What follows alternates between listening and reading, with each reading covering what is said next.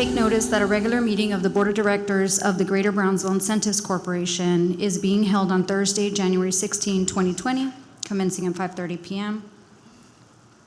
Item number 1, roll call. I believe everybody is present.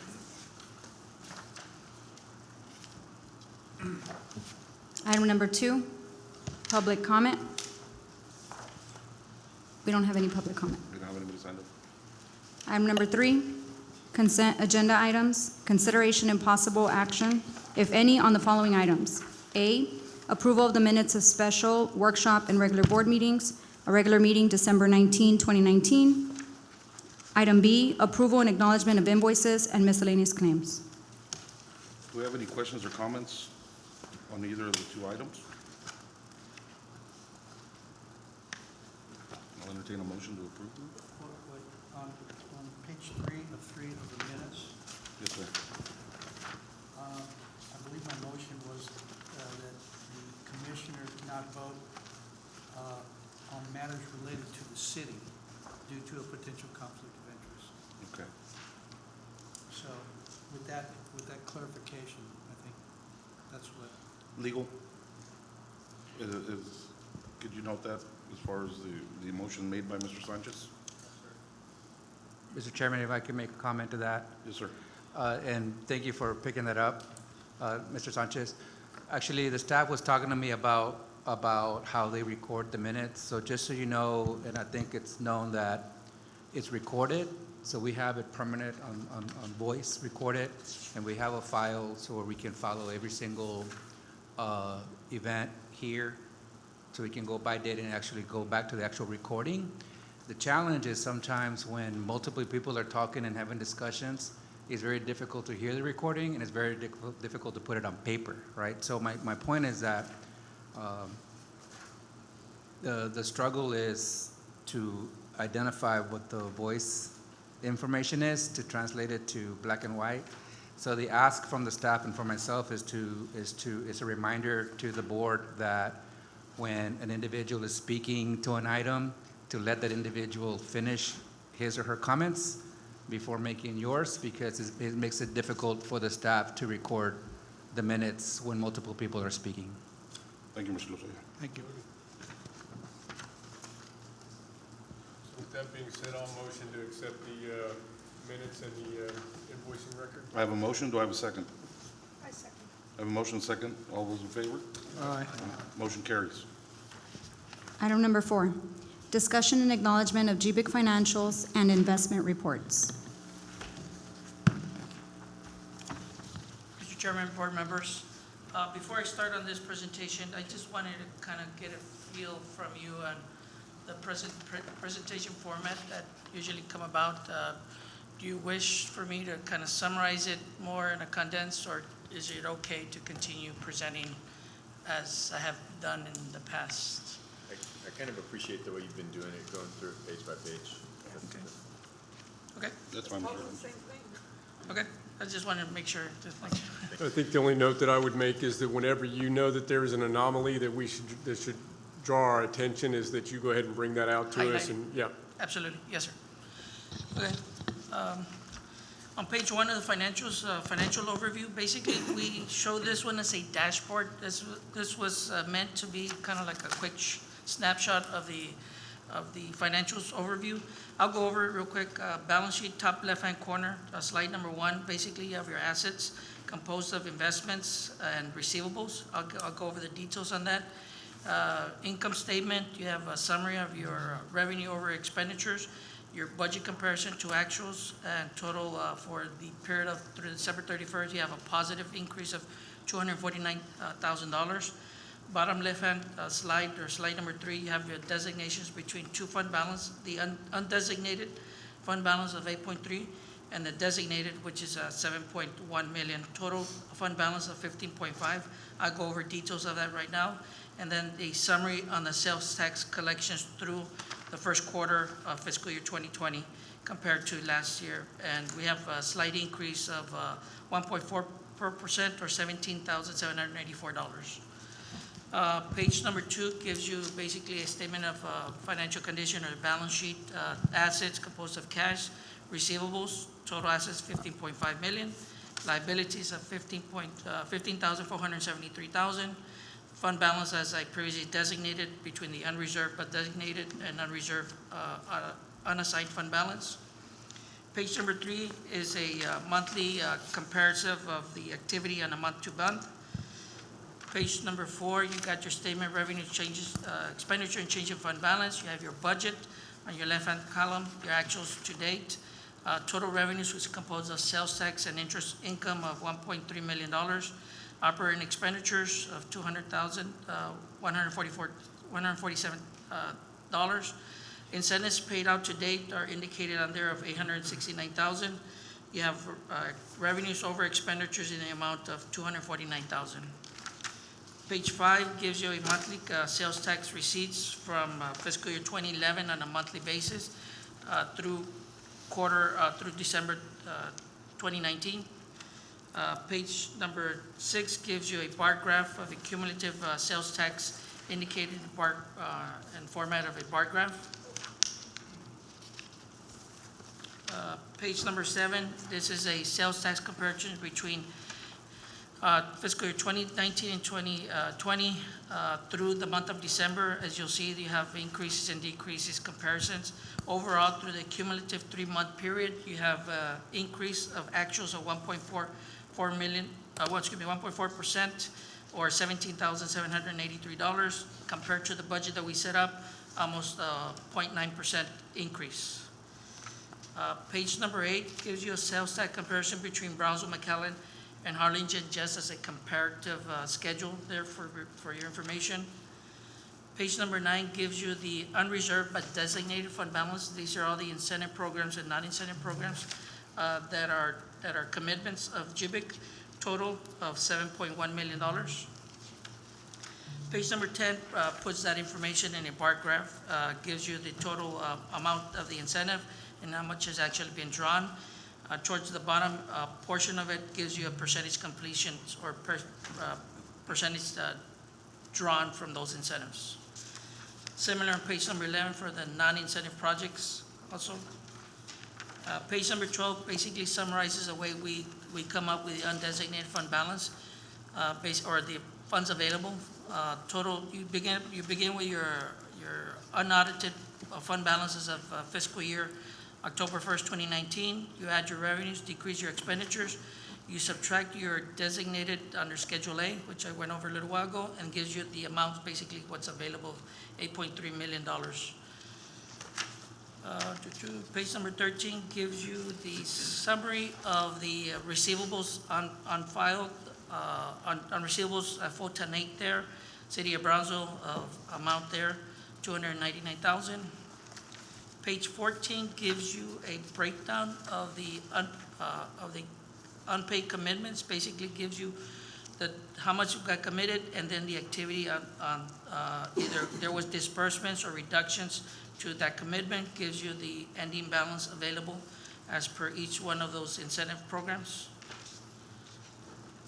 Page number 16 gives you a summary breakdown of your capital assets. You have your land improvements, vehicles, total capital assets, $11.8 million. And then on a quarterly basis, we come and give you the investment financial report as we need to.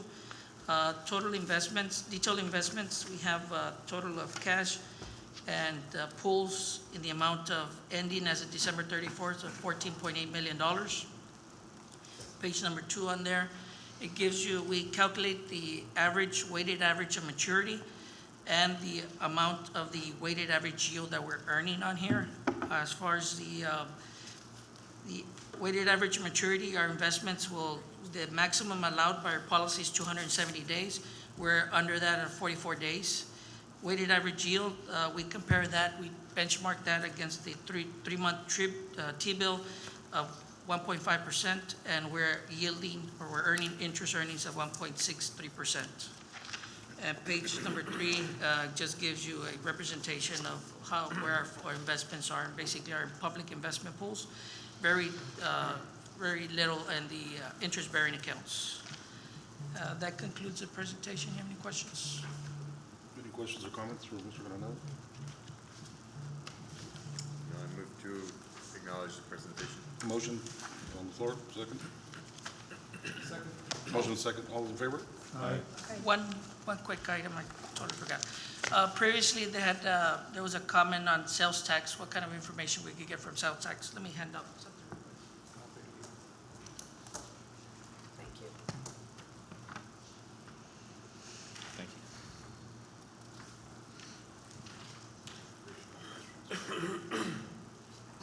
Thank you, Mr.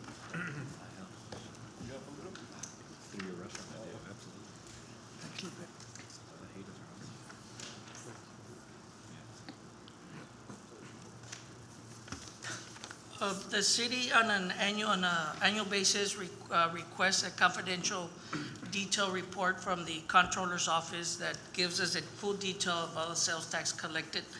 The first Excel worksheet that you see there, we actually went back to fiscal year 2015 through actual fiscal year 2019 and had a comparable, and it's broken down by industry. Industry meaning that's the categories that are represented by the comptroller's office: retail, accommodations, telecoms. These are all sales taxes that are collected from each of these industries.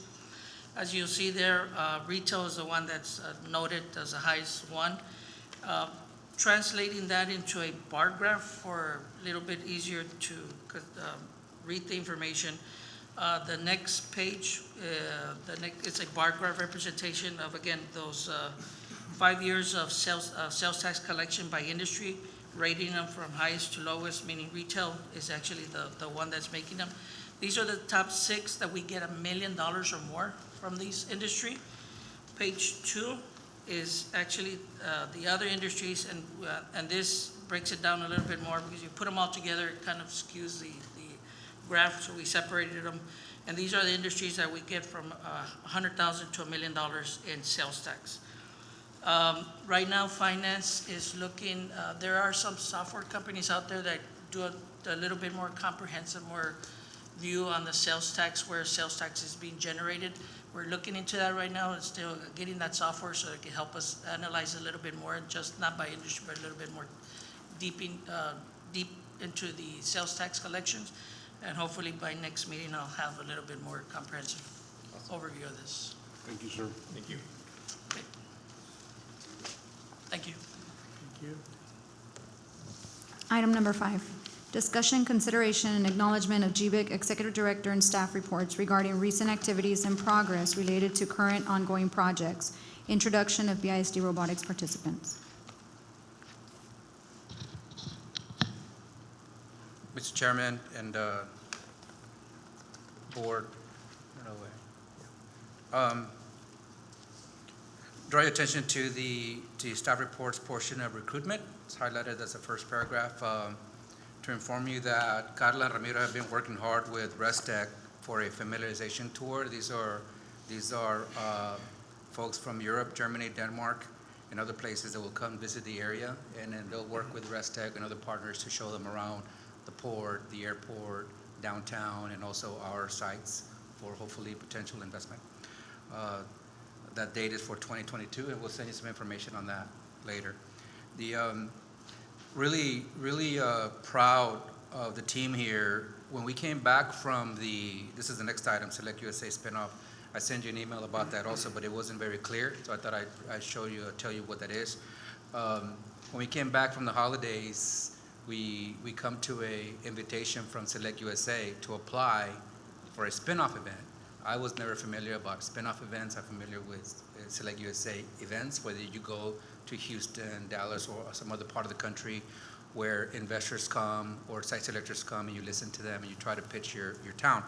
In this case, you can imagine when investors come from foreign countries, for example, or maybe from California, come to Texas, for example, oftentimes, and you might do this as a business person, you want to take advantage of your time there and your expense. If I'm going to fly a group of people for a day, maybe I want to be there for 3 or 4 days and capitalize on my trip to see other potential sites, right? So a spinoff is a spinoff of a Select USA event, and there might be an investor that comes and says, hey, what do you have in the country relevant to energy, for example?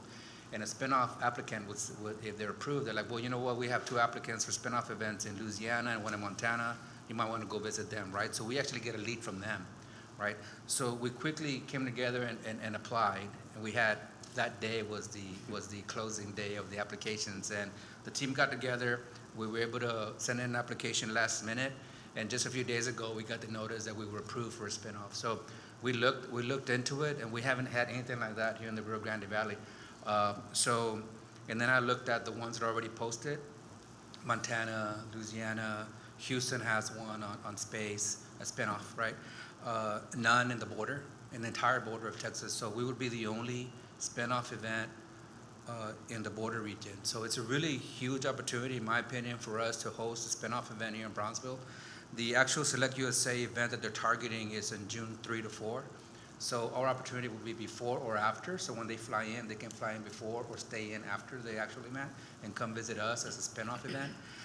So we will put a team together with the city of Brownsville, with BCIC, with the airport, with the port, and put together an agenda. So whoever Select USA hopefully says, hey, we have 6 or 7 or so interests to come and see your spinoff event, then we would host them.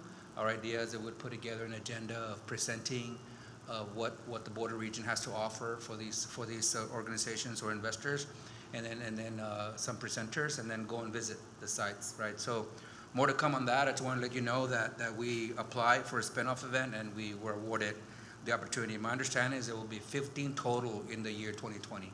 We would be one of them. Okay? Any questions on that?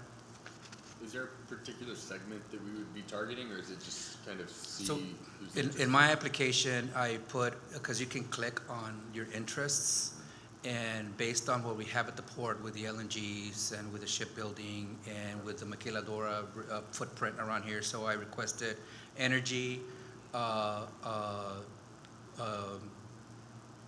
OEMs in manufacturing like ships or vehicles alike, and automotive manufacturing. And I think I put IT, since I think one of the schools is trying to pick up into IT, cybersecurity. So we put 4 or 5 different industry, hopefully we get a variation of those. Does that answer your question? It does, thank you. Okay.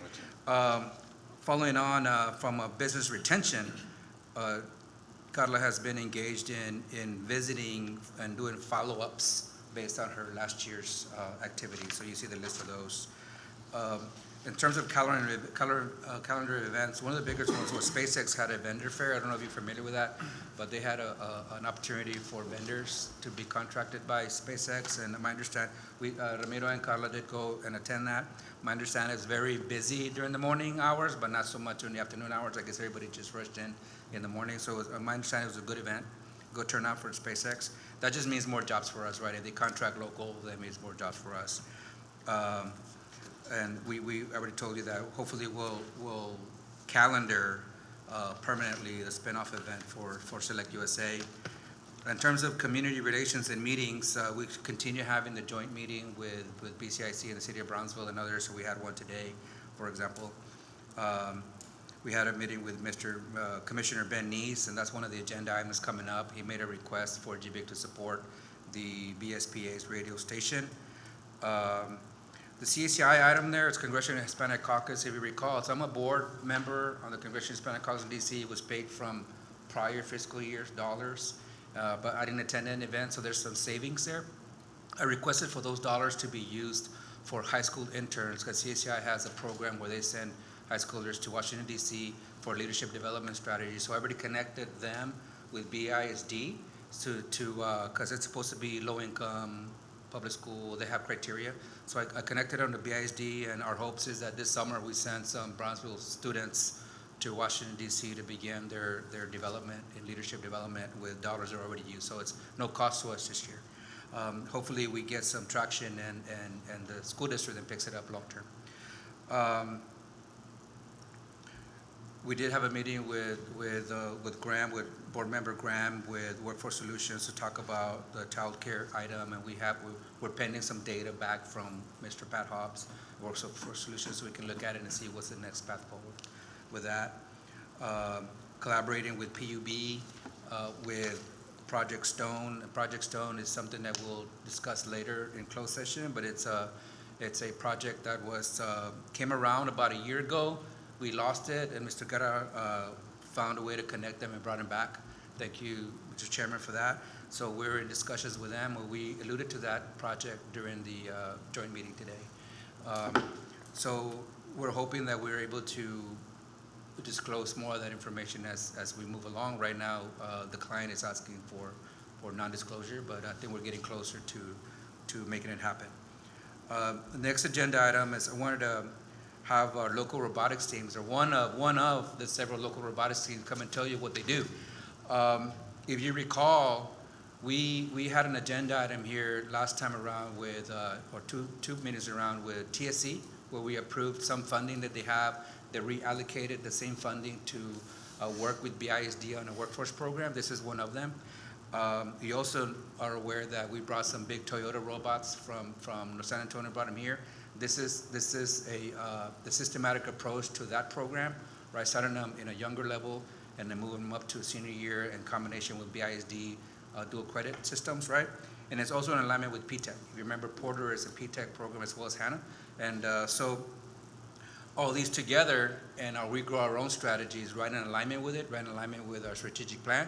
And with our partners that we have, hopefully, once these students reach a certain certification level, these are the candidates that we'll use for apprenticeships, internships, and the like, right? So without further ado, I'd like to have the first robotics team come over here.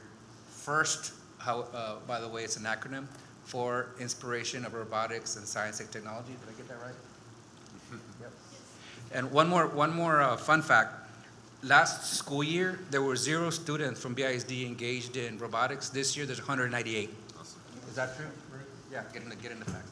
So you guys take it away. Thank you. Welcome. Hello, welcome, guys. Hello, good afternoon. My name is Karen Alcantara, and I am the vice president of the robotics team at my school. While working with my president, we strive diligently to work with other teams at meets or school events.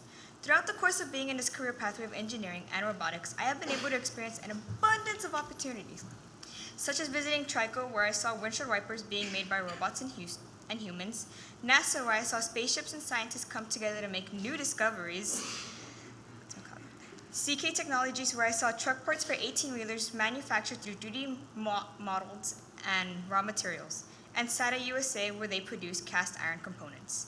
Being able to go to industries such as TRICO, CK Technologies, and SATA gave me insight on how not only to better the robots I work with, but as well the team I work with. Seeing how in order for something to come together, we must work together. Visiting robots in action that work non-stop thanks to advanced coding and engineering excites me, as this is something I want to do and I aspire to work with. Going on these trips to new industries gives me examples on what the real world of work is going to look like and gives me ideas to take back to my robotics and engineering classes. As a student going on these trips, I comprehend how important it is for students and industries to work together in order to strengthen the bond between students and STEM fields.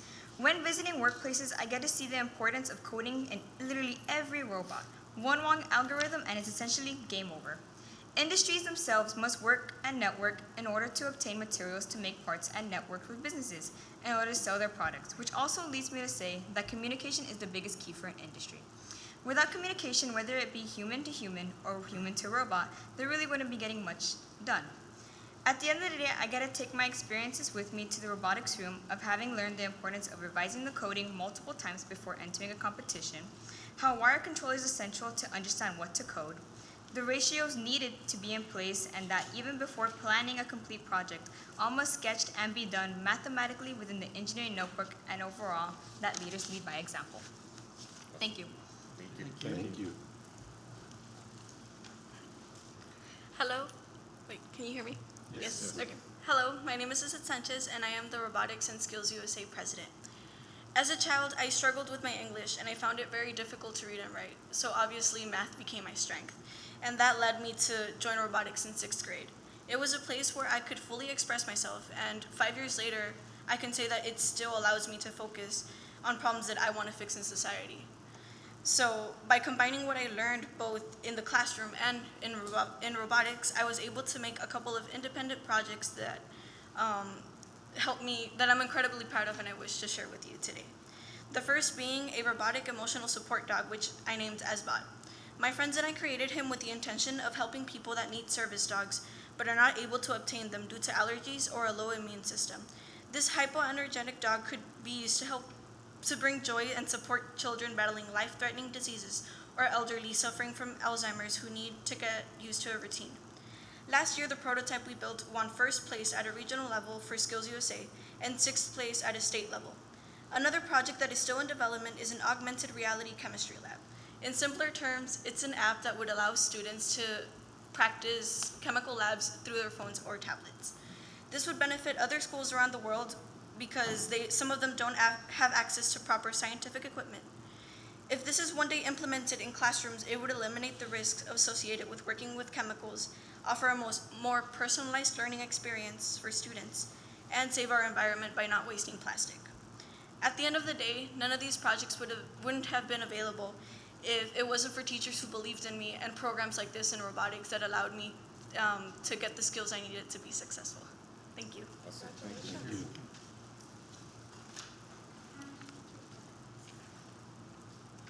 Good evening. My name is Marco Obregón, and I'm also another member of the PACE Early College High School robotics team. As a child from the Rio Grande Valley, I can say that there are not many programs like the ones that we have here in Bronzeville, robotics related, which serve as an enhancement of the imagination and learning environments, such as the school's ones.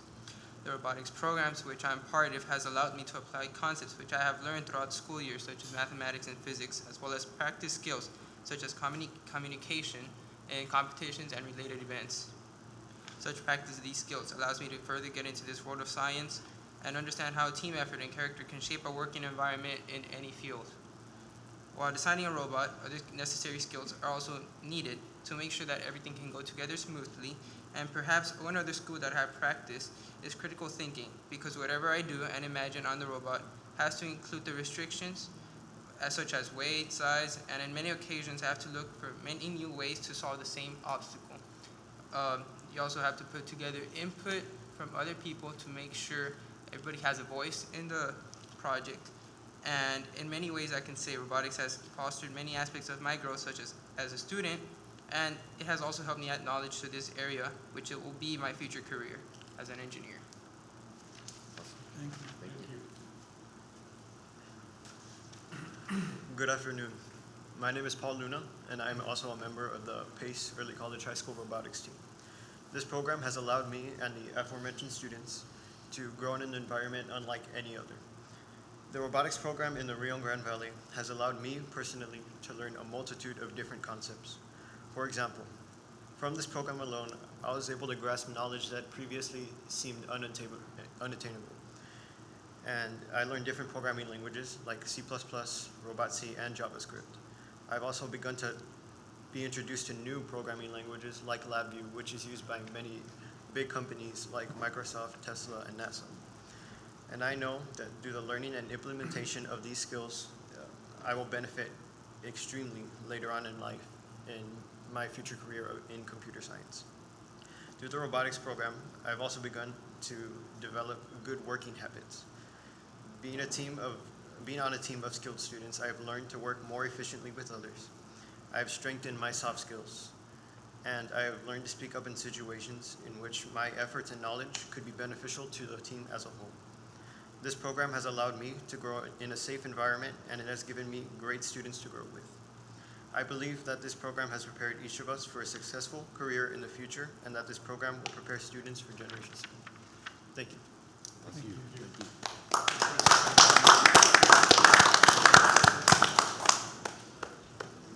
So did I see? I saw a robot somewhere out here. I'd love to see what it. It's not gonna shoot us, is it? See a lot of rubber bands loaded up. We have our robot booths, the robot we have for VEX competitions. I believe it won 3rd place last year for the school district. Here you're able to obtain materials and minerals to go inside here, and as long as this was keep on spinning, I was able to shoot them back off this side and make points for it. As well with the coding and all that, you can see over here.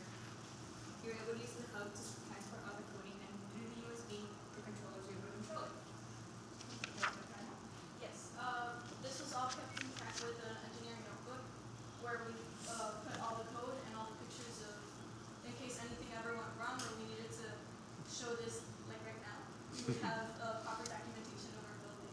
And we really learned a lot with this robot about proper wire management and how to work together as a team to create such a big project. That's awesome. It's really Very impressive. In order to come out with like finished product like this one, there is like process needed in which you have to make designs and civil designs and discuss what obstacles would be in the way of making that design possible and allowing people to like pitch in ideas as well in order to make it happen. And as you can see, there's a lot of circles and more to just to get this done for the employee and just general group effort. And as I mentioned earlier, one of the building plus, and this was all put in and the result will be Wow. Congratulations, man. That's awesome. It's very impressive, the robot that you built, but I'd also like to say that it's quite impressive the way that you are also making your presentation and being comfortable in speaking in public. Those Very are skills that you're learning that are just as important. So congratulations on the whole thing. Great job, guys. definitely great job. Thank you. So quick note, First Robotics has 4 layers of robotics from junior Legos, STC, FTC up to high school. And the second one in high school is a larger robot, about a washing machine size. So that's the next level for BIZ to get into, and then into the major manufacturing robots. So you can see where students today, remember I said from 0 to 198 students, there's 198 of those. They were preparing for the workforce of tomorrow. So that's what GBIC is trying to do here, is as we attract high-tech businesses and tell them that we have relevant workforce for you so that you can hire local, right? With that, you also will get an invitation for January 30th. I'm looking at my team, make sure I get the date right. There's a JET grant presentation. JET stands for Jobs and Education for Texas. It's a Workforce Commission grant. It'll be a $300,000 grant given to BISD specifically for this program that ties into their development into BISD. It is the highest JET grant in Texas. It's coming right here to BISD, so it's a big deal. We'll invite you to that, and hopefully you find some time to attend it. It's just indicative of what's happening here and how everybody's hearing what's happening in Bronzeville and all the way up to Austin. They're supporting this effort, and it's really good news. What is the JET grant awarded to Brownsville? Good question, thank you. So the JET grant, Jobs and Education for Texans, is specifically for public schools and community colleges to apply for advanced equipment in high-tech, high-demand programs, right? IT, medical, advanced manufacturing, and the like. In this case, the robotics ties into advanced manufacturing.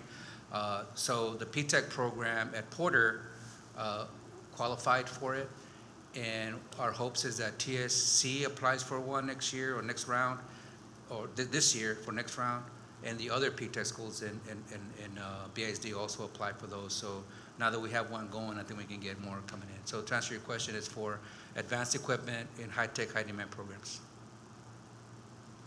To answer your question. Thank you. And that's what I have for staff reports. Do we have any questions for Mr. Lozoya regarding his report? Thank you. We just need a motion to acknowledge. I make a motion to acknowledge. Have a motion, to have a second? A second. Motion and second, all in favor? Aye. Motion carries. I forgot to share you the spinoff Select USA video. We'll share with you the website so you can navigate through it and look at it. Thank you. My only recommendation as far as the spin-off is that GBIC would be recommended that GBIC work on promoting the efforts and the results that you guys have been accomplishing. Yeah. Thank you, yes. Noted. Thank you, Mario. Item number 6, discussion, consideration, and possible action on election of officers of the GBIC Board of Directors. It's come to that time where the reorganization of the board is upon us. It happens every January. And before I do open up the floor for a possible replacement for chair and vice chair, I want to publicly thank everybody on this board. For me, it's been a great honor to serve with you all as chairman for the past year. I believe that we have a lot of good things that have been put into place, a lot of great projects. And I also want to thank Mario and staff for the support throughout the year and all the hard work, because it's been a lot of work. But I think we really are starting to gain some traction here. And I think some really good things are coming to Brownsville. You know, it's because of this board and all the hard work everybody's putting into it. So with that being said, I will open up now for nominations. And I believe the first nomination is for a new chair. So if somebody, the way it would work is if there's one nomination or two nominations, whatever it may be, it would then go to vote, correct, Council? Okay. Do we have any nominations, comments? The only thing I would ask is the typical way of doing this just through a nomination process, or is there something where you would want to ask the individual prior to nominating them if they would want to take on that responsibility? Because I know, for example, being chair takes quite a bit of your time. It does.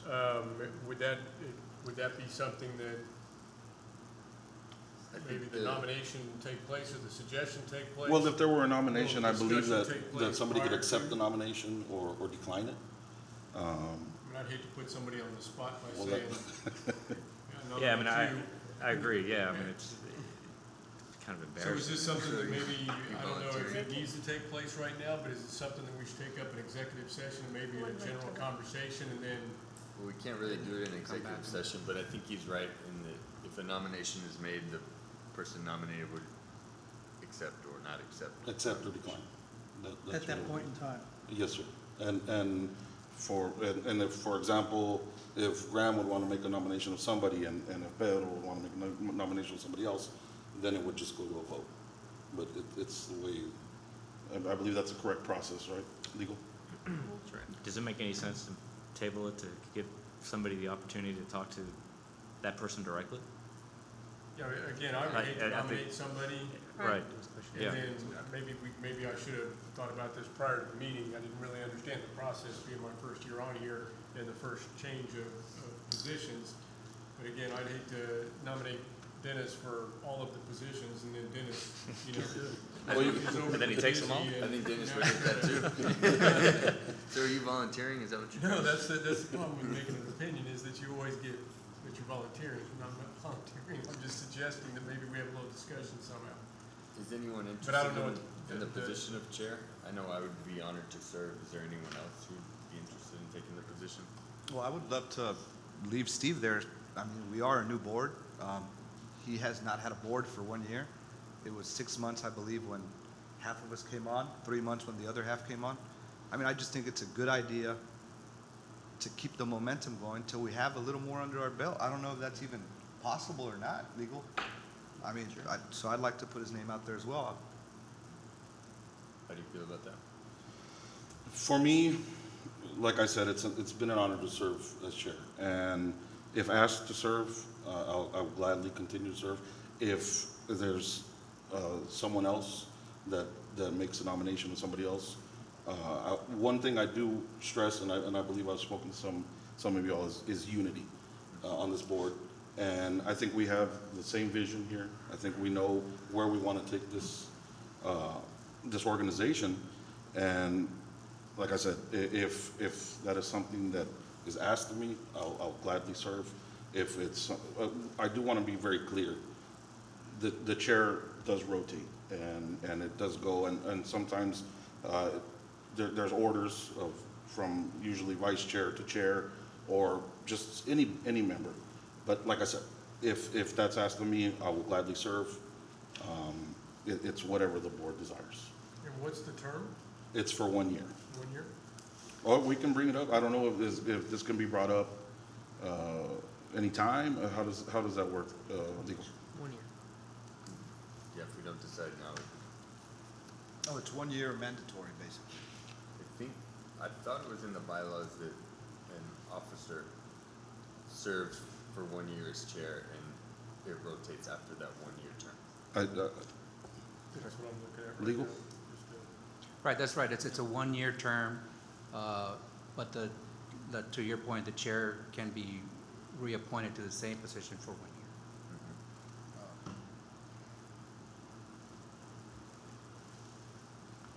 I see a lot of non-action. Should we revisit this? I'd like to motion to table for the next meeting, And we can do that? Sure. if it's possible. I You think can there's also some consider very special meeting. valuable. You can also have a special meeting in between Sure. We could do that this as meeting well. and the next one. I would like to make a motion to have a special meeting to discuss, table it and have a special meeting to discuss the positions. I think I agree with Jason, it's putting maybe some people in a bind, and maybe some of our board members might have actual ideas of how they want to propose the 2020, so. And that special board meeting, legal, would be held where? Same place here. Here? Yeah. And I would just caution, I think you all are on the right track if you're not prepared to do this and having a special call meeting just on that one item or whatever else you may want to put on there. But I would just caution any outside discussions about amongst members, just to comply with TOMA and the Yes, of bylaws. course. So give us some guideline there so we don't step on our own toes. Discussing in groups the matter. I know that you all may want to feel each other out as far as a potential nominee or continuing as is. It's Individual best to do. discussions are fine? I'm sorry? Individual discussions are fine? Yeah, as long as you keep it under a quorum, you're okay. What about the provision of walking quorum? Is that where we're currently? Walking quorum could be, texting amongst two of you and then another two text, and, you just want to be careful with how you share. So basically, we can only talk to 3 people, two more, right? I would just recommend. So why don't we just talk If you about have it? someone you want to nominate, I would recommend talking with that person. Yeah, I agree. Okay. And seeing if they're okay accepting the nomination. Right. That'd be the right And thing we to go do. from there. Okay, well, we have a motion on the floor to table the reorganization of the board. Well, before we get a second, can it not just be talked about, or? But is it that- could be discussed. Yeah. Of course. We're here. We're already here. Yes. These special meetings for one item, I don't know how everybody's No, I agenda is. certainly understand your point, Pedro, about having some continuity. I also think, excuse me, that publicly there is some beauty to some rotation. Of course. You hear it a lot in the national news about term limits and things like that to preserve that breaking of continuity, right? To Thank be you able all. to move things around a bit. I assume that you're gonna, if you did step down as chair, that you would continue on the board. Yes, sir, I would. And, there's other positions available, and I think, thank you all. And I think there is some beauty to being able to move that around a little bit, just to prevent any kind of possible appearance of Of course. renominating. No, it sounds- somebody it sounds- Year after year after year, right? I think that's fine as well. I think there's certain roles that come with each position, but I think in general, as you said, we're a group, right? That's We're right. all united to a front here, so. Absolutely. I also think it's important that we all individually think about what role we're gonna play, because being a chairman requires a lot of work, a whole lot of work. And frankly, I've been impressed by the amount of time that you spent on your job. Thank you, Mr. Sanchez. And so any new person coming in is gonna have to be expected to meet that qualification. To at least do that. It's not just where you show up once a month. This is something that I've seen you working weekly, daily doing. And so, it's important, but it's also important to have new blood, Absolutely. new energy coming in. And I think they have this rotation for a reason, because it's gonna require somebody to burn out in 12 months and then put a new person in and let him burn out or her burn out in 12 months. Yes, sir. And so, I think, and I don't know if it has to be done in a special meeting, but certainly by the next regular meeting, we should be prepared to come here and say, okay, we're, whoever we're going to nominate, and we just move on. In the effort of continuity, there is also the option of a new chair and you taking over the role of vice chair to be able to support the new chair. Like I said, whatever nomination is placed before the board, again, for me, it also would be an honor to be considered for vice chair. It's a pleasure serving with all of you, whether as a board member or secretary, treasury, vice chair. For me, it's just to have the ability to try to make a difference for our community. As far as the title, whichever the board decides, for me it would be great. For anybody, I believe it would be an honor. So, Well, considering what you all have said about new blood, I guess we can leave Steve out of this now. Do you all have any idea who you all want? I mean, I know Graham's picked up his hand. Does anybody else? You know, my thought would be, you know, if Graham is willing to take the position, I think what I have seen of Graham's commitment to the organization, the conversations that I've had with him, not in a quorum, outside of the board, have been impressive of what he's doing for the city and his vision for what GBIC stands for. So I would certainly support that. All right, well, Graham wanted to take that position. does anybody else feel like they want to try this? Mr. Schaefer, Ms. Duran? Ms. any Duran, comments? Mr. Schaefer, no, I'm not interested. Mr. Dennis? Sanchez? No. No, well then I guess, Mr. Wolf. I don't know, I'd rather get a little more time involved with GBIC before I take on a role. Well, like I guess this. there's not too much to talk about then.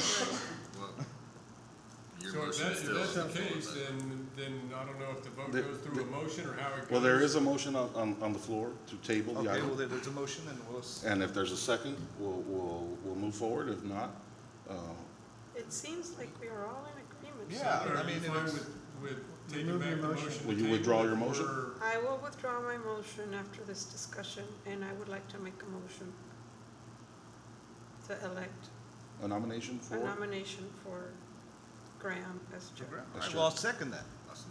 I Okay. accept the nomination. Accept the nomination. We'll take a vote. All those in favor? Aye. Aye. Aye. Motion carries. Thank you all. I yield the floor to the new chair. You can finish the meeting. Well, in I gotta start conjunction taking with notes. that, then do we move forward? We with have vice now, chair? it would be vice chair, yes, sir. Then I would like to make a motion that we nominate, if, Steve, you take the nomination for vice chair in support of Graham's new role, that would be my motion. I second. Second. Appreciate it. We Thank all you. second it. We have a motion second. All those in favor? Aye. All right? Thank you. All right, and then Ms. Duran, I'd like to have you nominated for treasurer. I accept. I have a nomination. Do I have a second? Nomination second. All those in favor? Aye. Aye. Congratulations, Madam Treasurer. And Mr. Wolf, I'd like to nominate you for secretary. I'll accept the nomination. I will second that motion. All those in favor? Aye. Congratulations, Mr. Secretary. Thank you. That is the organization of the board. That's, I think it's, we can't rotate it more than that. It's not musical chairs, guys. Board members there? There we go. Do we have to change seats now? We do? Next meeting. Really? Do you wanna do this now? It's effective right now. All right. It's effective Where do I immediately. go? No, I don't think. it would just be me. Oh, okay. You can if you want to. Oh, no, I like my seat. Congratulations. I like this place too. Awesome. This is Marit's place. I love it. I'll take that one too. I'd like to motion to take that. No, you can tell me what to do. I'm gonna poke you over here. I'll trade you. I really do. Yeah, I do this, right? While you're trading this, I can just. No. I guess it's, you know what, I don't believe. It makes no difference. Now I've been supported. Retirement gift for you. So where were we? Okay, so what item seven? We need to do anything on item 6 as far as motioning any further on that, or I is don't that know, one this is closed my- out? This is my first day, I don't know. I believe everything is set up. Yeah, we're good. I think that's it. Thank you all. I'm honored and excited to be in this chair. Thank you all. Does it feel better than the other It's chair? a lot more comfortable than this chair. I get there. Thank you. You have a better view too. Item number 7, discussion, consideration, and possible action on payment of economic development incentives regarding the performance agreement for CK Technologies. Good evening, Mr. Chairman. Congratulations, rest of the board. Good evening. We're going to discuss CK Technologies, but before I go into the presentation, We have Ms. Griselda Munoz here, who would like to say a few words to you. She's the HR, she's the boss there, right? She runs the place. So I wanted you to just hear from her a little bit. So here she is, Griselda Munoz. Good afternoon and congratulations to the new officers. My name is Griselda Munoz. I've been with CK Technology since we opened our doors back in 2011. You don't know about our company. We are a bands manufacturer. Our expertise is actually in plastic injection molding. We belong to another company, Cascade Engineering, and Cascade Engineering is in Michigan. CK Technologies has other 3 locations, one in Montpelier, Ohio, another one in North Carolina, and in 2011, we opened this facility here in Brownsville. Then we opened another facility in close to Dallas-Fort Worth, Grand Prairie. And it's been a pleasure to be here in Brownsville. I'm actually from here, but I've been, like I said, since day number 1, helping to launch this company. And it's been a pleasure to work with the city of Brownsville and specifically with GBIC. We created a partnership probably a year and a half ago with Mario and the staff. And we have learned a lot from them, and we have been given a lot of opportunities to continue growing as a company here locally. We partner with BISD as well. We actually have a contract with them, an MOU, where we are serving them and helping them to develop these kits in robotics. PTech Porter, that's the one we are sponsoring, but we have also helped this group of students that were here a few minutes ago. So it's been a great experience. When we first opened our doors in 2011, there was a gap. I started as HR manager, then I took over as the plant manager, and right now I'm back in HR, but I do a little bit of everything, like Ramiro mentioned. There was a gap back then, and it seems like the gap is closing now with this partnership and us being involved with the educational, area with the BISD, the colleges, and the university. So it's been great. It's been a great experience. So I just want to thank you, GBIC, for the opportunity. Okay. Thank you, ma'am. Thank you. Thank you. Thank you, Ms. Munoz. Okay, really quickly, just give you a little bit of background. CK Technologies started operation in Brownsville in 2011, if I'm not mistaken. They're headquartered in Grand Rapids, Michigan. When we first started this contract, the baseline of employment was 153, right? Because this is expansion. They were already here, so we started a new contract. Per contract, they had to create 97 new jobs within 3 years. This part is not in the contract, but they also mentioned that they were going to invest $1 million in new equipment, right? Which is what the jobs were created for. As Ms. Munoz said, CK Technologies is a subsidiary of Cascade Engineering. As you can see, there's 8 total subsidiaries that make up Cascade Engineering, and we are lucky enough to have one of them here in our backyard, CK Technologies. As she said, they're a really good community partner. They're involved in the PTech program. You might have recognized some of these folks in the pictures that were just here. They provide tours to these students. They have internships at several levels, all the way from four-year university to high school. And they also participate in externships, where the teachers actually go there and learn, and they can take what they've learned back to the classroom. And if you don't know what they make, what they do there, what they manufacture, if you see those bumpers in the background right there, the red and yellow and white ones, that's what they manufacture there. So it's a pretty big operation that they have there. Okay, so now we're going to go into the performance agreement, and this one is essentially just a job creation. There's nothing else tied to it. It's just job creation. So I know this is a little wordy, but this comes straight from the contract, and it just basically says that we started at 153 full-time employees. The employer shall create 97 jobs, full-time equivalents, within 3 years.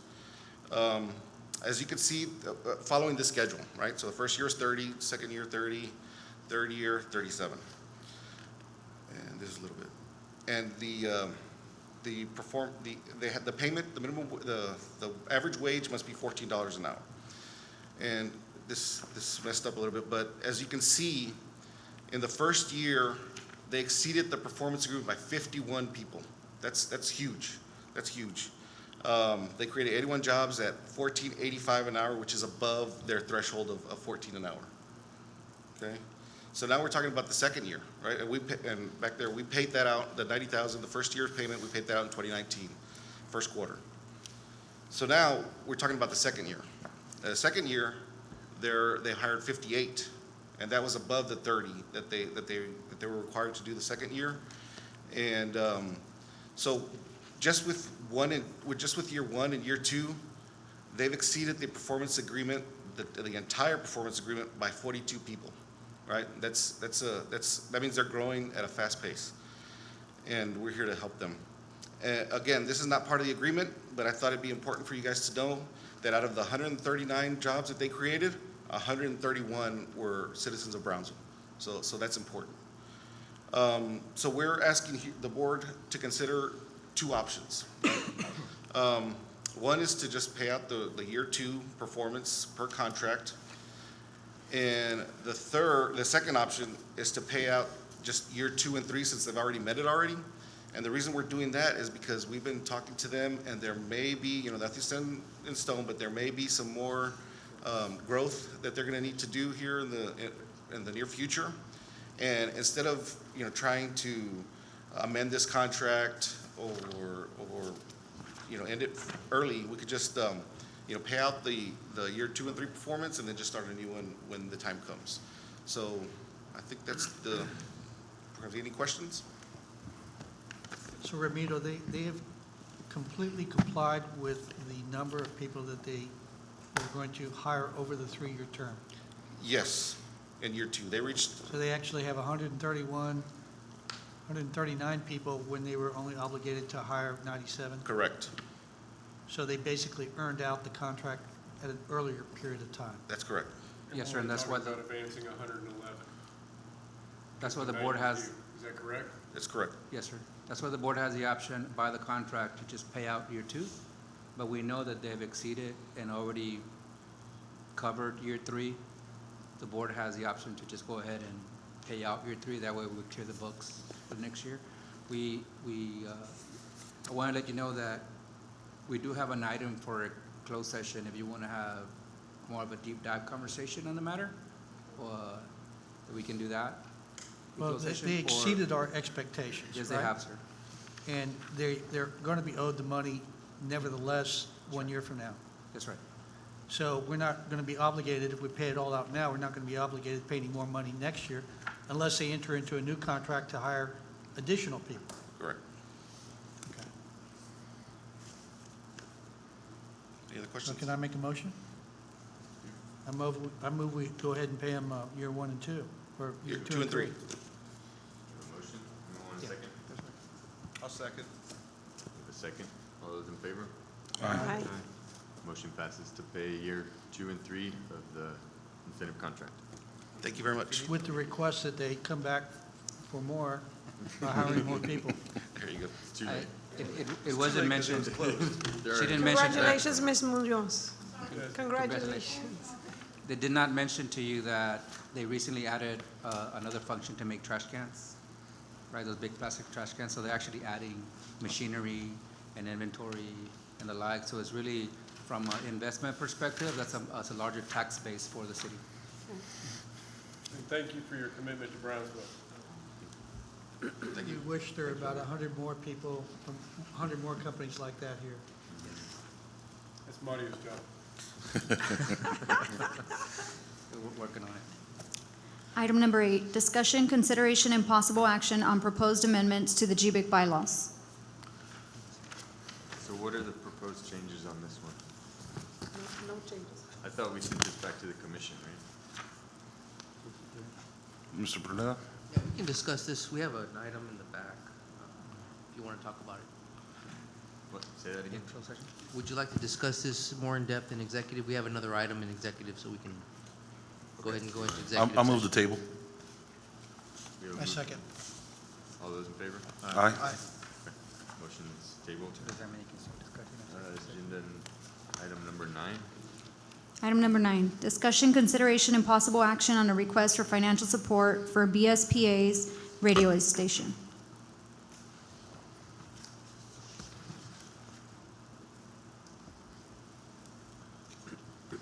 You should have a backup document that was provided by BSPA and Mr. Benise.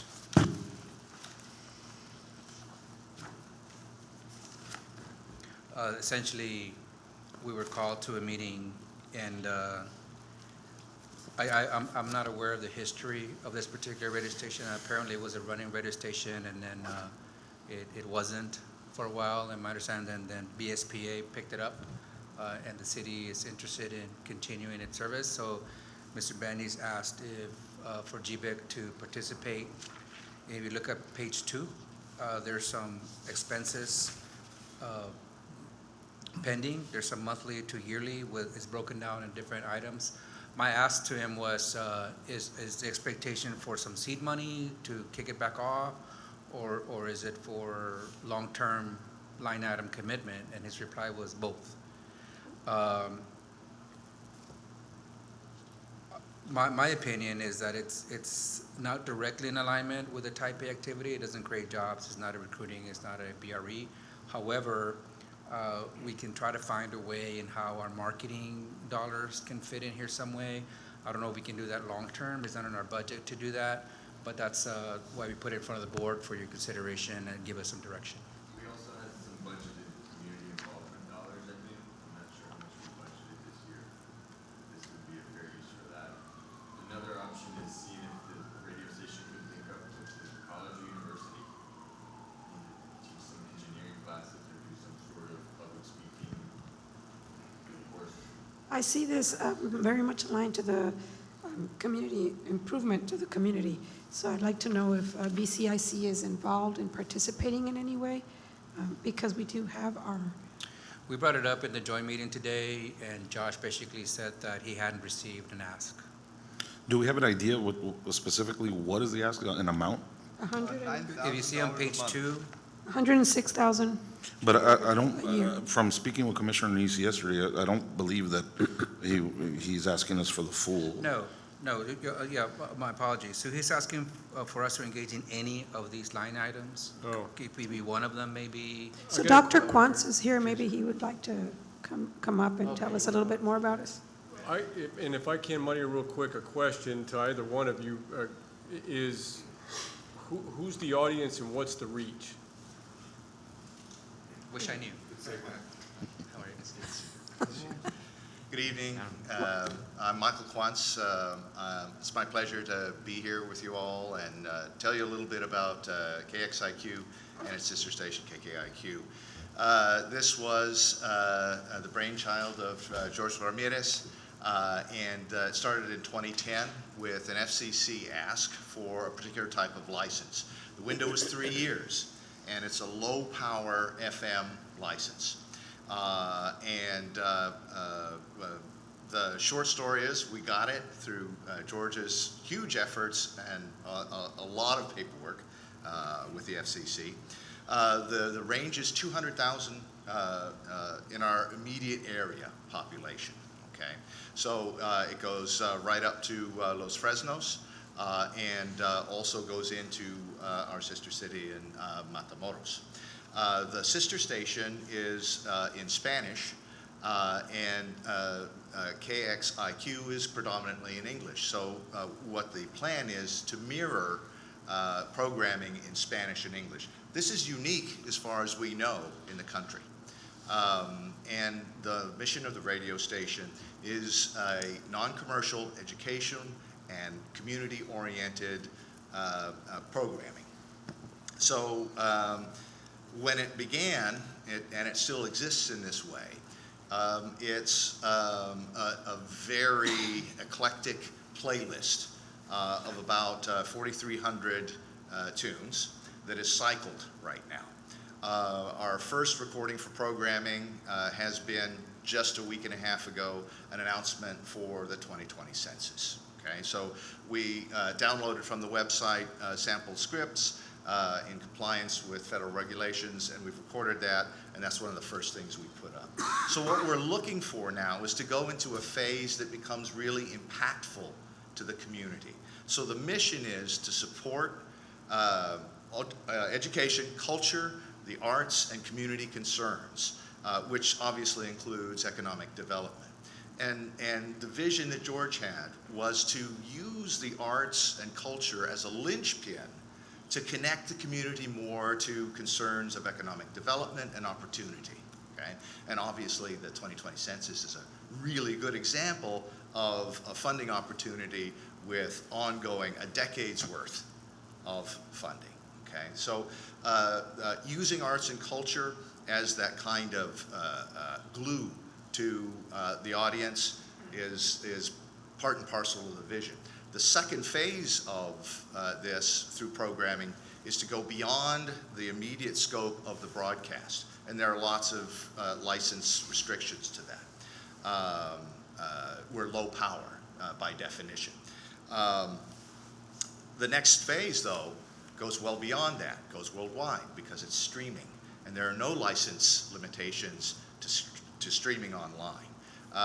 But to do that, in order for us to do that, we need two things essentially. We've got the basic equipment for the broadcast, but we don't have the software and we don't have the regular engineering to manage the station's broadcast health, okay? And then along with that is generating the local interest programming that is specifically dedicated to the matters that affect Brownsville. The first show that we're going to produce, in fact, is called Brownsville Matters. So that is where we are, and our ask is closer to about $23,000 for startup support for going into this next programming phase. We have the equipment, we have the license, we currently have facilities, but we're looking at that as an ongoing obligation and commitment, and we are exploring other options in terms of our overhead. Michael, on the streaming, are you going to need some sort of that cable, that what do you call it, the fiber optic cable in order to do that? We already have a Wi-Fi Connect cable that will allow us to do the streaming. It'll have the capacity to do the streaming worldwide. Are people, for instance, if GBIC were to participate to some degree, would they be able to put on programs on the air, and you know, if Mario wanted to give a speech or something like that and talk about business development, would he be able to do so without paying money? As long as it's part of KXIQ or KKIQ programming, in other words, if Mario wanted to come on and do a spot on Brownsville Matters, absolutely. How many other companies, or not companies, agencies like BCIC, PUB, Chamber of Commerce are potential contributors to maintaining your livelihood? All. How many, what are the main players? Right now, we're just at the point where we are looking at going into this next phase. So we're approaching everybody that has the potential to support this. And mention was made of the university, also TSC and BISD. They already have broadcast programming in their curricula, so that's a natural connect with the mission of focusing programming in the community. So, and that is much easier in terms of programming because they already have the engineering and production capacity, and they would partner with us, and we would have regular programming for their educational interests involving the broader community as well. So how many slices of this pie would you, are you proposing, what percent of this are you proposing that GBIC contribute? What portion of this whole 100% are you asking us to contribute? Right now, our most important priority is a new operating platform or software. The software that we currently use is a very low-rent, Russian-made platform, and I do believe that the manual is in Cyrillic, and beyond 30 letters, I'm lost. But we need a minimum of about $6,000 for the new industry standard platform, which will be very reliable and workable, not only remote, but have a sidecar associated with it to go into streaming. Can I ask you a couple questions? You bet. One, you're going to run this entire station off of $100,000 a year? That is a reasonable proposal. We are non-commercial, so we won't have some of the same production expectations. We're also low power, which allows us to focus more on community orientation because in point of broadcast fact, the nearest station is 100 times more powerful than we are in terms of power for beaming that broadcast. We've costed it out. We've worked with IMO, which runs several radio stations across the valley. The $103,000 proposal for the first year startup is very realistic.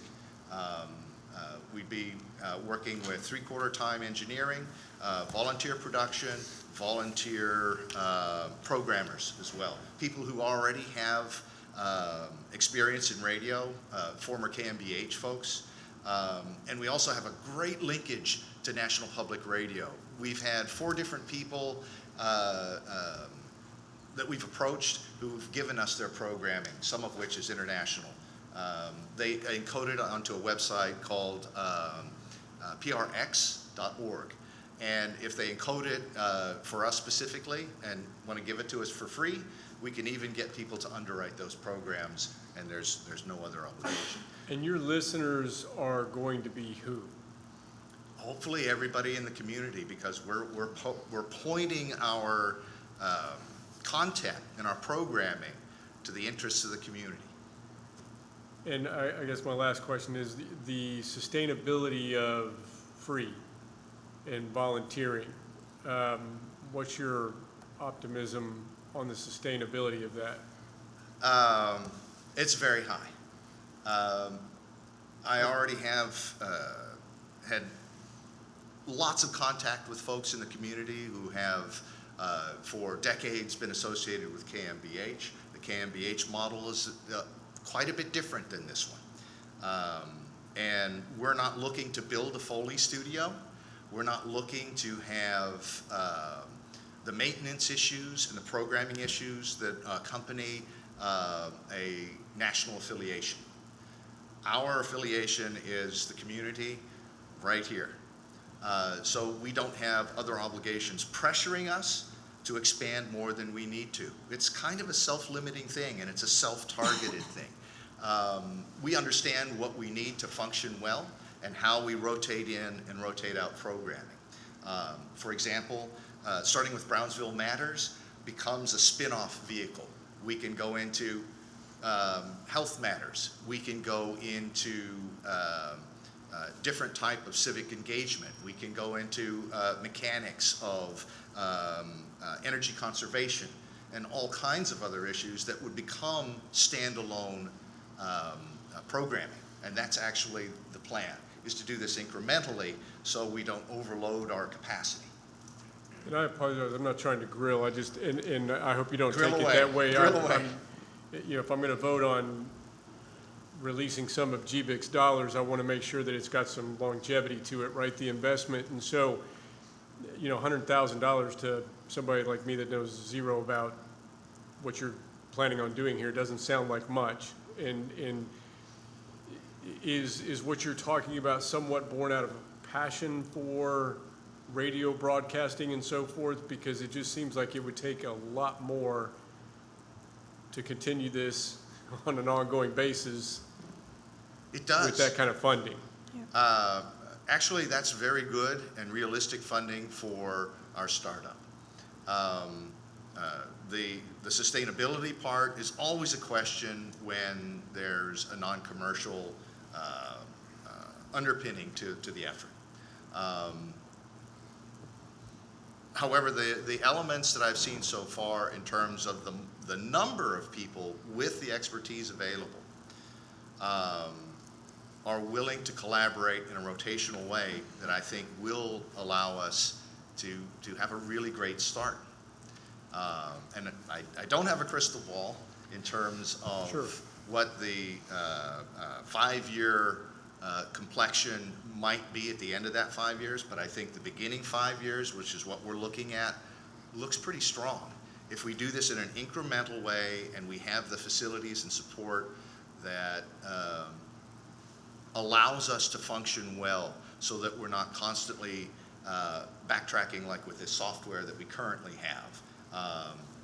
We currently have 3.5 days left before I have to go back and physically reboot the playlist to maintain on-air status.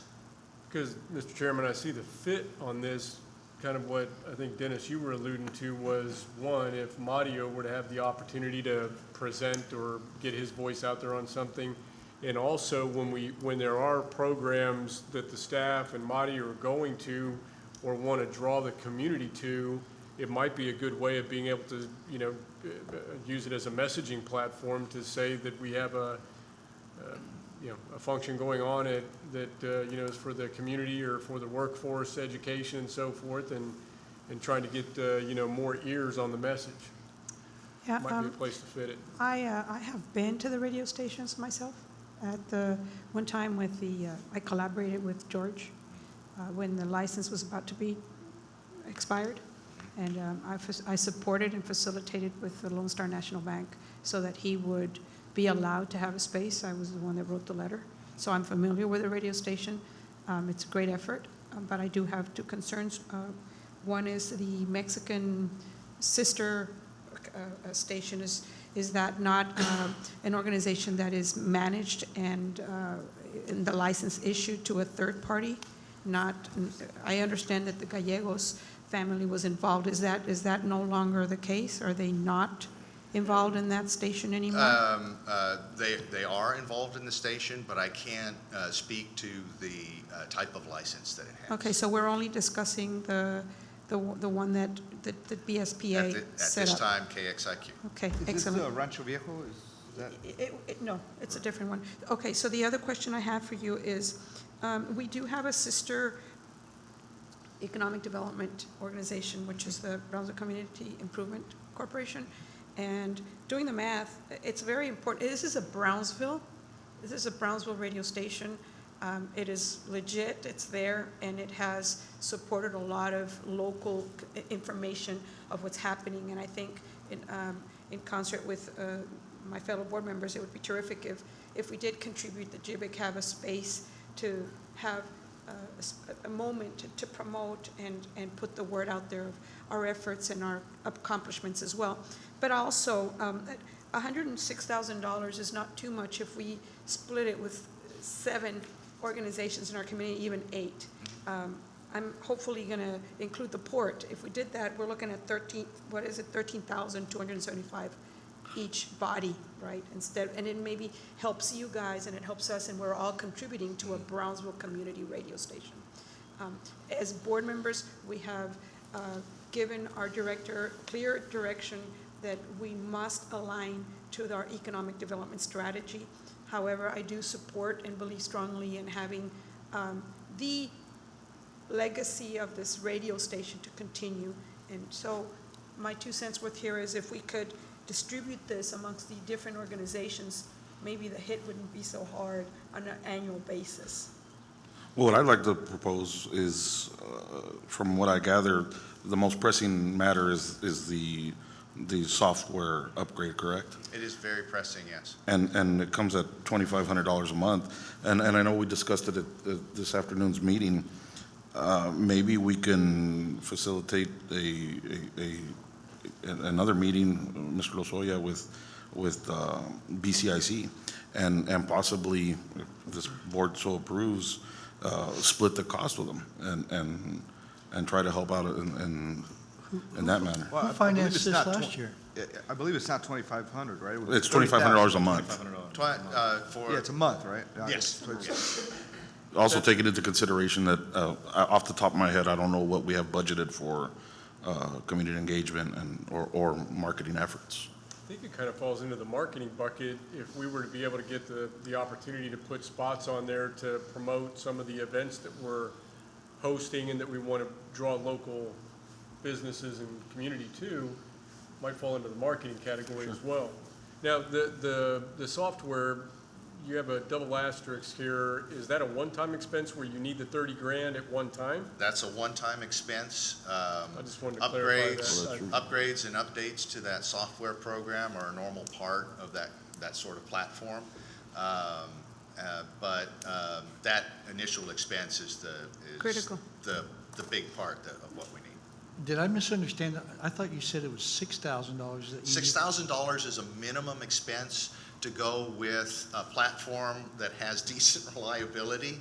I think George spent maybe $300 on the current platform, Radio Boss. But the next industry standard platform is the one that National Public Radio large markets use, and it's called ENCO. And it comes with a sidecar for $6,000 all told for online streaming as well. The gold standard is the Zegit program, and that's 28, close to 30 something. It's a $30,000. Yeah. Now, who provided the funding to the radio station last year? George, and that was through his donations and through his company's donations, Polygram. So he just funded it out of his own pocket? Yes, he did. Many years. Yeah. So currently, we have no cash flow into the radio station at all. I think this is something that various city organizations need to contribute to. Exactly. And I, for one, think that GBIC should participate.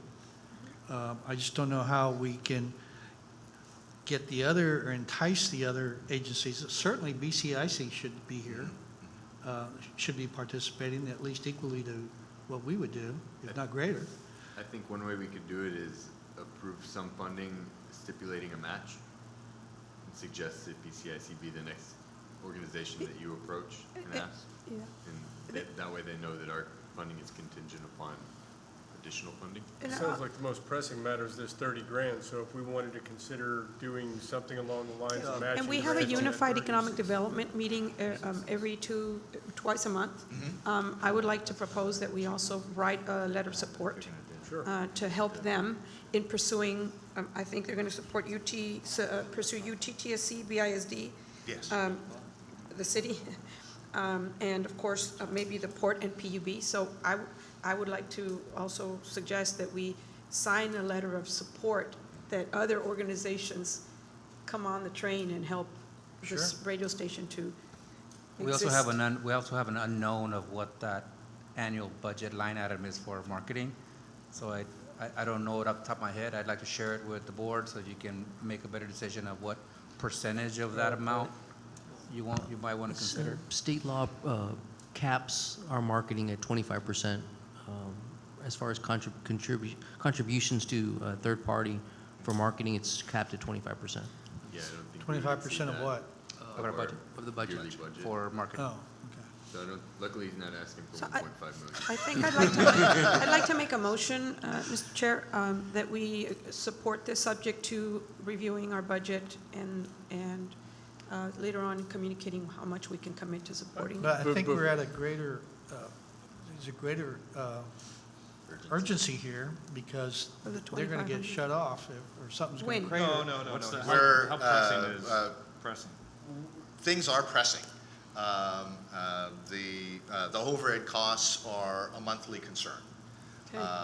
And we also have the consistent tinkering that we have to do on a regular basis with the software platform just to maintain where the station is currently. So what we're looking for is enough startup support to relieve those leverage points and allow us to really start with local programming in a meaningful way. Which is the 23,000 you were asking for Yes, initially. that is incredibly So your important. ask is 23 at this point? At this point, yes. And do we not have access to the budget? If I recall. I don't wanna we had put a anybody on the pretty spot, but I- decent Public engagement. Our public engagement relations budget was, I don't want to guess, I thought it was around 20,000. But we can also do kind of board-directed expenditures without really approaching too much on our budget. Not really an issue.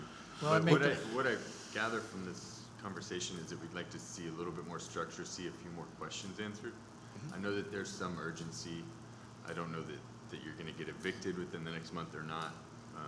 It seems like we all support it, but we're not sure exactly how to support it. So if you could help us answer those questions a little bit, I think it'd be easier for us to award some money, but we have a motion on the floor that wasn't quite clear. I don't know if you want to give it some more direction or. I'd like to motion to table it for discussion as to how much we can support them with, knowing that we will support it. I would like to support this. We just need to agree. What's 1 month gonna do? It's, every month is tight, because we're basically going to individual donors to cover the overhead every month at this point. They're all going to say, I already gave you. Yeah, there's going to be a quick burnout. Have you approached the city of Brownsville about contributing any money to this? Actually, a week ago, I was in conversations with Felipe with regard to kind of spitballing what might be available in terms of overhead for the radio station. But we're just in initial planning, and it's contingent upon where the city is going to decide that the digital marketing broadcast area is going to be. Well, would you be able to put your finger on 3 other potential contributors that if GBIC said, okay, we'll put up $25,000, would you be able to approach 3 other people and feel confident that they would match what we put up? Depends upon who we approach, but if we're given targets with that capacity, yes. Or what Ms. Duran was saying, approaching 8 or 10, that way to not With absorb 7 some- organizations, Brownsville organizations, that'd be 15,171 each. Could If you we buy were- your building? Is that possible? Yeah, so At this time, no. Where is it? I'm sorry, I have no idea. Broadcasting from the top of Boca Chica Tower. that was the Right promise on I made on that letter. So we do have a motion. Do we have a second, or would you like to? What's the motion? The motion is to table. Table. The motion table. I'd like to, Because this, can you sustain the table? I'd like to give him something to work toward, Yeah. because if we just punt it, we're going to be talking about this 30 days from now, we're not going to get anywhere. I mean, I think maybe try to just do half the startup cost, and at least we can approach BCIC to the other half. Yeah, I mean, I think that's- taking what Sandra says, if we were to say, okay, fine, we're willing to put up $15,000, but we need them to go approach BCIC, 6 Chamber of others. Commerce, all these other entities that you've mentioned, and get them to pony up as well. And at least he's got something to work with. He's got something, hey, match this, He'd have the whole year taken care of if that happens. something like that. Because right now, otherwise, we'll be talking about this 30 days from now, Right. and we're not going to get anywhere. So what I would like for you to do is to be able to secure the year budget that you have here, rather than, and then us provide you the support through this collected effort of EDC effort, where we write letters of support, BCIC, GBIC, and the city of Brownsville, to help you go out and get more support from the other organizations. So we're contingencing a help of 15,000 on them securing the balance of their annual budget. Is that what I'm hearing? I understood she wants 15,000 if he goes out and gets 6 more. So it'd be Yeah, 7 so it's times 16, contingent on it's getting the annual 105,000. budget, right? I'm sorry. Otherwise, it's not funded. That's what I understood. Well, Would it be broken up in payments, monthly payments? Would it be one lump sum? Would it be? He needs See, the 20 there's a lot of questions. Look, I think if he goes out and gets 6 more, we can give him the first 15,000, and we'll have no issues with that.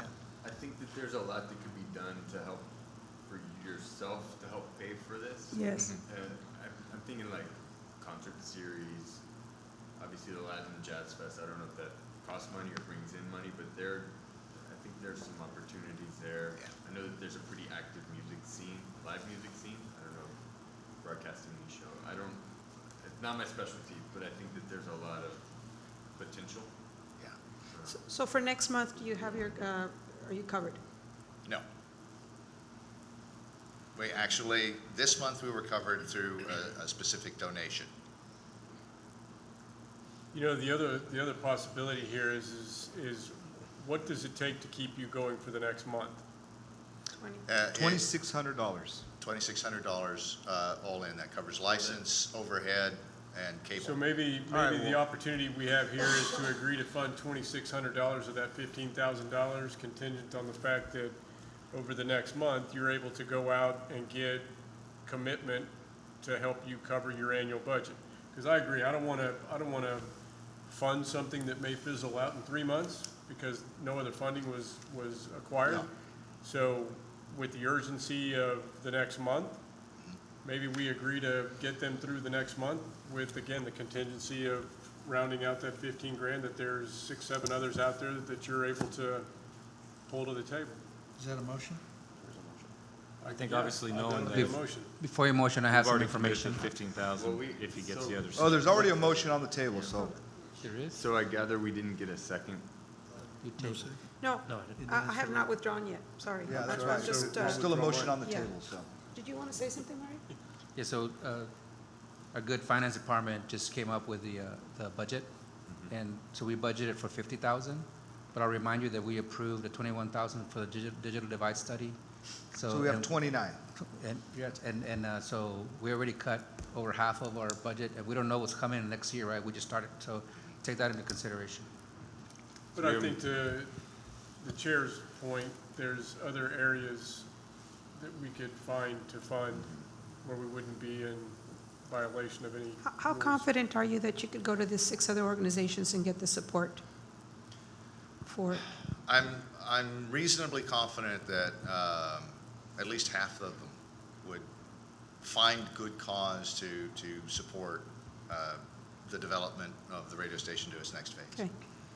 And it doesn't have to be just Excuse me, guys. GCIC in the city. We still have the motion on the floor. Yeah, Do we we have a have a motion. second or? Yeah. or Do we have a you wanna- second? Yeah, there we go. We have a second. Do we have a second or are you receiving? I'm going to recede, he needs some funding right now. All right. I'd like to make a motion then. I'd like to make a motion to get them $2,600 with the commitment that if they come back with at least 4 of the 6, we will give the rest to have him get the 15,000 Yes. next month. Does that make sense? Okay. Makes a lot of sense. Then I will second that motion. All in Yes. favor? Aye. Aye. And I think in between then and now, I think we could get together and maybe help you kind of sit at a table with some of the other, like BCIC, for example, and see if we can get some of the other educational We have our, groups together. the city of Brownsville, I'm sure will want to support this. So he as would well. have to come back, just making this clear, I'm sorry, he would have to come back with, from 7, with 4 3 more at other least, right? 3 more at least. Three 3 more.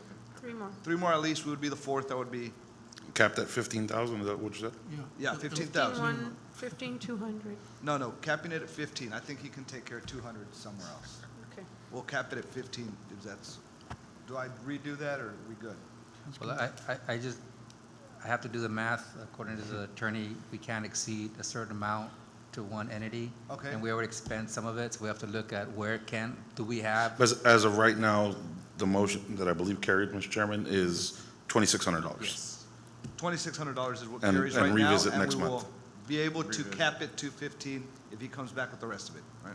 I think that we need to make sure that All right, let's is redo it. pending- I would be is pending careful and with it that can be 15 done. because we don't know we're able to do that. Pending that it can be done. But I thought we had a $50,000 budget. And 21 was issued. 21 went to the digital divide.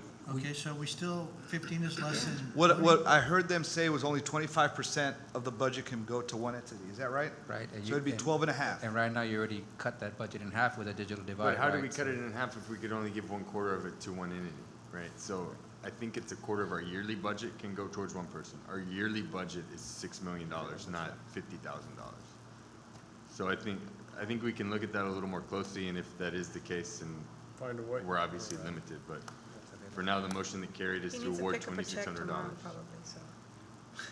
Okay, the motion carried. It looks like you got your rent for this month, and we'll We're happy Well, to. is it 2,600 plus 15 No. if he brings the other people? If he to brings it? three other. The difference. No, it would be up to 15. Right, right. Okay, just so you know. So 12,400, $12,400. Up to We just need to help you get those, 12,400 get more. the difference. I appreciate this consideration, and I know it's a real kind of amorphous time for the development of this entity. And if you do have questions, please feel free to contact me if you want clarifications of how we're planning to do things, what we're planning to do, how we're looking to evolve, and where we want to be 5 years from now.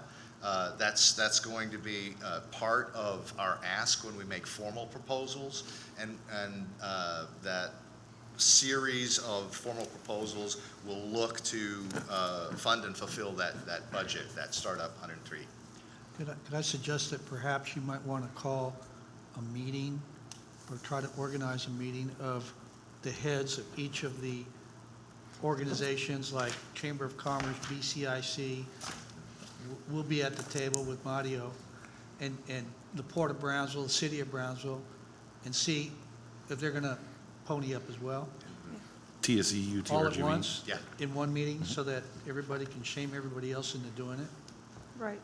That's the way I operate. Guilt is a wonderful motivator. Two more things. I sure Be a hope church we do board. get the invitation for our board to be able to be there, especially Mario. And I hope it doesn't become a political radio station. I really do. Actually, It's not. part of our operating guidelines specifically states that That's it's great, not because part that would be Political. terrible. But thank you very much. Awesome. Thank you all very much. I Thank you, appreciate sir. Thank you, Thank you. Dr. Quantz. Item number 10. Discussion, consideration, and possible action on the following RFPs. A, boundary and topographic survey. B, cultural resource study. C, environmental site assessment. D, geotechnical investigation. E, marketing and consulting services.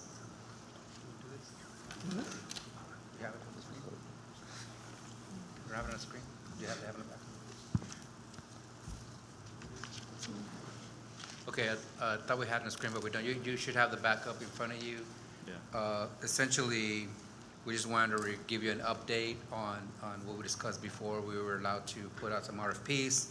I'll inform you that the initial date that we had for the RFPs, we had to extend it because we had a little bit of a lack of response. But as you can see, we have pretty good response now. We closed it on the 9th. Looking at my team, yeah. We closed it on the 9th. So as of the 9th, after we closed, these are the ones that applied. As you can see, the yellow line divides each RFP. 2 applicants for cultural resource study, 4 applicants for topo, 3 applicants for the following 3 and 4. So you can see the entities that applied. We do have a system in place. You see the rest of the sheet is a system of the scoring system. Those are the scoring systems that were advertised in the RFP, so we just transferred that into the sheet. And that's all it is. It's just give you an update and get some recommendations from the board as to how you suggest we move forward. There's been conversation of maybe some of my team members be involved with 1 of you or 2 of you, whoever's interested in getting involved. They're all sealed. We haven't opened them. We don't know what they look like. Just to be fair, have somebody from the board and a team member from our organization to open them, and then start listing them out based on the points, score them out, and then come back and show you what those scores look like, and then decide who should be offered the opportunity. I do want to thank you, Mario, for taking my recommendation. What I did for the sake of transparency, I did ask Mario before any of these RFPs were open for a board member to be there. I think it's very important. Yes, sir. At the meeting earlier, the joint meeting with the EDCs in the city, we talked about the possibility of adopting a master plan for our site, which is these topo studies, environmental, cultural resource, and geotechnical. We talked about getting the master plan developed a little bit further before kind of issuing these contracts. I think the conversation there was about issuing the contract for the master planner, not necessarily the studies. Okay. Cool. I would like to personally understand that interaction a little better, but Yeah, I don't think we're talking about master planning anything. I think just having studies make it available for master planning. okay. Let's see. I mean, there could be synergies, and if in the scope of the master plan, which we provided a boilerplate for you all, you wanted to include the engineering, so you couldn't have the master plan, and they're gonna need all that backup information as part of the master plan. If you do that as one large kind of package, you can get synergies between the person that's doing the hydrology can do the topo. I mean, you need all that anyway. There's synergy with that. And if you packet it up as a whole package, master plan, including the engineering studies, it can make sense. And there could be synergies between that. And cost So savings. would these studies and plans be done considering the current zoning, or would there be a recommendation to change zoning if that were necessary, or? It may, I mean, your existing conditions can affect your zoning, so it can help you determine where to put roads, streets, your drainage, especially your drainage. And so it may impact what land uses you would want to place in a certain location. Particularly with roads, I would say, and the fact that you may want certain concrete roads because of truck traffic if you have truck traffic. So it's very complementary to a master plan process. It's up to you all. Thank you. Thank you, Helen. The marketing and consulting is the bottom section in this. Do we remember what we budgeted for that? Okay. Do you want to pick it out? He has it here. We'll look at it here momentarily. Sure. I hope it's not those 50,000. Because we were. I think it's like 140,000. Next time, we need to bring a copy of our budget with Should us. always. Definitely. That would save us a lot of time. Was it line item called? I don't remember. I think it was marketing. Marketing and branding, I think. It's the same. So the RFP would be under marketing, right? And so same line item we've been discussing with the radio station. 21,000? 25% No, of $6 we, million. when we had the workshop, you all allocated a little bit more funding to that line item, so. Yeah, for branding and marketing and like developing websites. And it was a pretty significant Not a amount. Yes, it was. Significant amount of It money was like because of the. 50,000. I think it was closer to 80, if I'm not mistaken, or a little bit higher. But what is the ask? Is it just to go ahead and open the RFPs, or what is the ask, Mario, if we Well, can the ask clarify is that? direction from the board. To go ahead and Do open? we appoint somebody from the board to be part of this team that would then open the RFPs, just so that we see what the RFPs are, score them? That doesn't mean that you're offering the contract, it's just somebody to score it I think, in the opening of the RFPs. personally, I think we should proceed, but now that we see who's applied, we should proceed in the opposite manner where we can't see who applied, and then we see the scores without the applicant's name. Right. As a board, and do it at the board level in a public meeting, and then decide which organizations for each section would be offered the opportunity to do these. The initial step is to have somebody present with Mario and the staff to actually open them, right? So at least one of us then would be privy to who. I'll be happy to volunteer for that. Right, and to your point, Mr. Chair, is that then when we present it, we'll substitute the name with a number. And I think that's fair. So I would motion that Ms. Duran be present with Mario and the staff to open these RFPs and begin the process of scoring all of these candidates. You have a motion? Okay, I will second. Second, all in favor? Aye. One additional point, for the marketing, I think those don't necessarily need to be anonymous. I think that we should invite each organization to do a presentation to see what the branding and marketing is kind of a little bit different than just offering a service. But From the scoring, we may whittle that group down a touch as well. okay. Item number 11 is executive session. Mr. Chair, I'll make a motion to adjourn into executive session. I second. All in favor? Aye.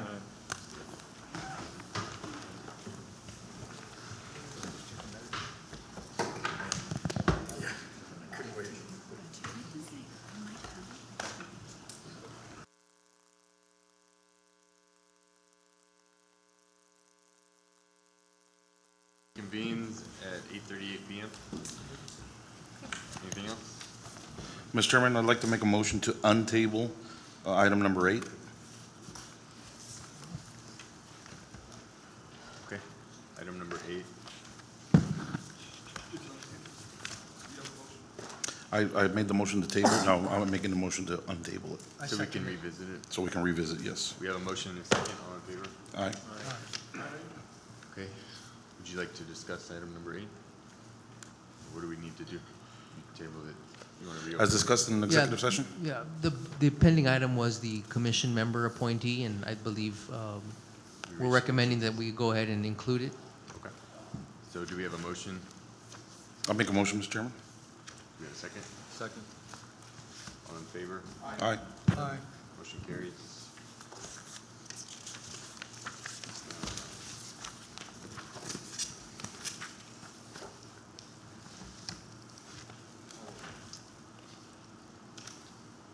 Do you want to go to item number 12? Yes. Discussion, consideration, and the last possible one. action on negotiations related to Project DC. So that was the last item we talked about in executive session. So, no, we've already talked about the bylaws. 11. Yeah. No, the next Are we on is 11? number 12, discussion, consideration, and possible action against, Yeah, on it's 11, not 12. action on negotiations related to DC, which was the last issue we talked about. Yes. So does anyone feel any particular way about that item? Which item are we visiting, Mr. Chairman? DC, the last, Which is the one Item with number the- 12? With a 3-year lease. Oh, 3. they were asleep, guys, I'm sorry. Just kidding. Does anybody? want to Mr. make a Wolf? motion? I think well, I make a motion, we just table this and see if we can figure out what we can do for them. For table? We have a motion, anyone second? I'll second it. All in favor? Aye. Aye. Motion carries. That's the last item, right? Bumblebee? Bumblebee But there's no and action Project item. Bobbin. Did I miss an action item on that? It's, go to item 11. Those are not publicly voted items. Yeah, we don't have any action items. Yeah. That was. Clarification? I thought that we were under, We can't act because it's not on the agenda as an action item. Oh, It was just for executive I discussion. should have read that 2 hours ago. because It wouldn't say I understood that February 4th is a very Yes. important date for one of these individuals. yes. So if we need to revisit that, we should call for a special meeting and Well, I post thought the notice. February 4th urgency Make a was for special BSBA. No. No, sir. So we don't have any action items, so if we need to call a special meeting, we can do so, but we would need to follow the procedure of posting notice and everything. Right now, we can't award If money. there's no action items, then I guess we can't do anything. Exactly. We'd have to do it in a separate posted meeting. I think we have to call for a meeting? Federal wants a meeting? No, we're gonna have to No, I have a agree. meeting for Bumblebee, like soon, Yeah. so we can get a date back. It was February 4th, was it not? That's right, you're right. So we have to get this done hopefully next week? We'll see, we can follow up through email, but next item is adjournment. Do we have a motion to adjourn? Move to adjourn, Mr. Chairman. Do we have a second? Second. All in favor? Aye. Aye.